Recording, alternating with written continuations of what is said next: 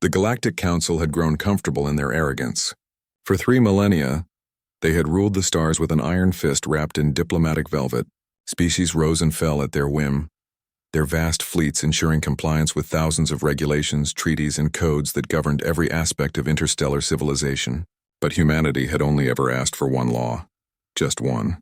Jackson Martinez stood on the observation deck of the UES Retribution, his weathered hands gripping the rail as he stared out at the burning remains of what had once been the Zephyrian home fleet. The acrid smell of recycled air mixed with the metallic tang of blood from the recent boarding actions still lingered in the corridors behind him. "Sir," came a voice from behind. Emma Chen, his tactical officer, approached with a datapad in her hands.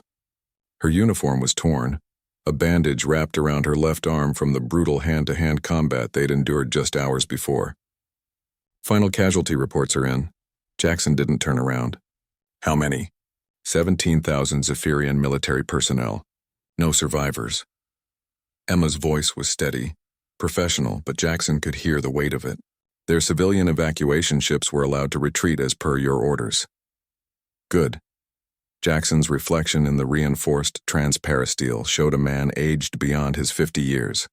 The gray in his hair had appeared seemingly overnight when the news reached Earth 6 months ago. "They broke our only law, Emma, the one rule we ever insisted upon in this godforsaken galaxy. The law was simple, elegantly crafted by humanity's finest legal minds when they first achieved faster-than-light travel and encountered the established galactic order.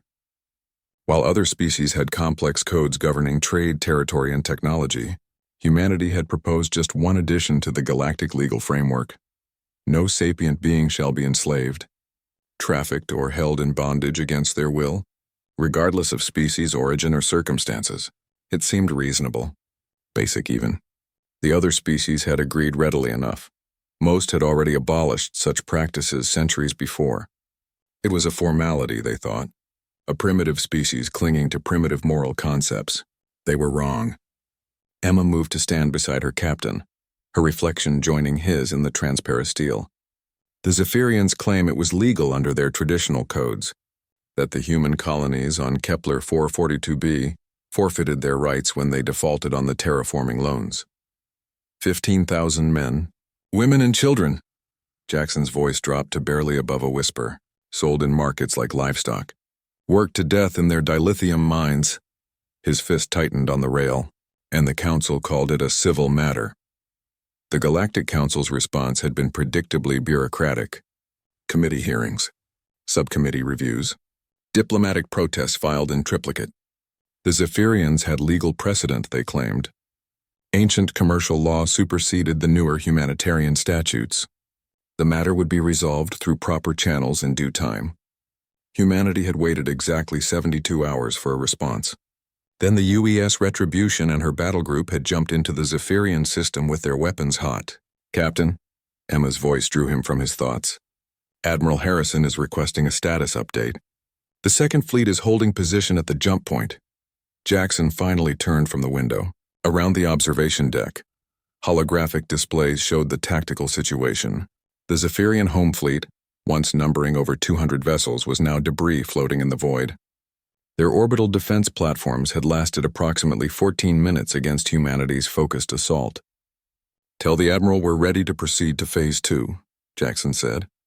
"Has the Council responded to our ultimatum?" Emma checked her datapad. "They're demanding we stand down immediately and submit to a tribunal for unprovoked aggression against a Council member species." She paused. "They're threatening sanctions." A bitter laugh escaped Jackson's lips. "Sanctions. They sell our people into slavery and threaten us with sanctions when we come to collect them." The holographic display updated, showing new contacts at the system's edge. Jackson recognized the energy signatures immediately. Council enforcement fleet vessels, their hulls gleaming with the authority of 3,000 years of galactic dominance. 15 ships, Emma reported. Mixed fleet composition. They're broadcasting surrender demands on all frequencies. Response? "None, sir." As ordered, Jackson nodded. The time for words had passed the moment the first human child had been chained in a Zephyrian mine. The galaxy had operated under the Council's rules for millennia, growing soft and complacent in their bureaucratic certainty. They had forgotten a fundamental truth about humanity.